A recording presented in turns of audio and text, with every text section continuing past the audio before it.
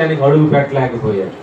మోషే, నువ్వు దూరం నుండి ఆ కానాను పాలు తేలి ప్రవహించే ప్రాంతాన్ని పాలిస్తీనా ప్రాంతాన్ని నువ్వు చూస్తావు, కానీ అందులో ఏం పెట్టలేవు, కాలు పెట్టలేవు, అడుగు పెట్టలేవు.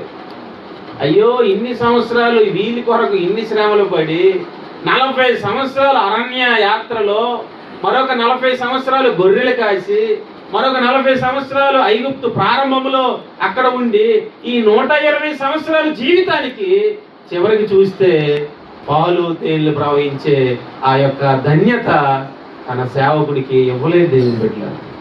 అంటే చిన్న బలహీనత అయినా దేవుడు విశ్వాసము కానిది ఏదో అదే పాపం అంటాడు రోమపత్రిక 14 అధ్యాయం చివరి వచనంలో. అంటే విశ్వాసముతోనే మనము ముందుకు వెళ్ళాలి తప్ప, దేవుని బిడ్డలారా, ఈ సిలువను చాలా జాగ్రత్తగా మనం చూడాలి. ఈ సిలువను నిర్లక్ష్యంగా చూసినా, ఈ సిలువను ఏదో పొరపాటున చూసినా, ఈ సిలువను ఏదో అప్పటి నుంచి చూస్తున్నాంలేండి, ఎప్పుడు చూసినా సిలువే కదా ఏముంది అని అంత మనము చాలా మరి దేవుని పెట్టారా దాన్ని అదేదో తీసి పారేసినట్లుగా మన భావన ఉన్నా దాని యొక్క పరివాసన చాలా భయంకరంగా ఉంటది.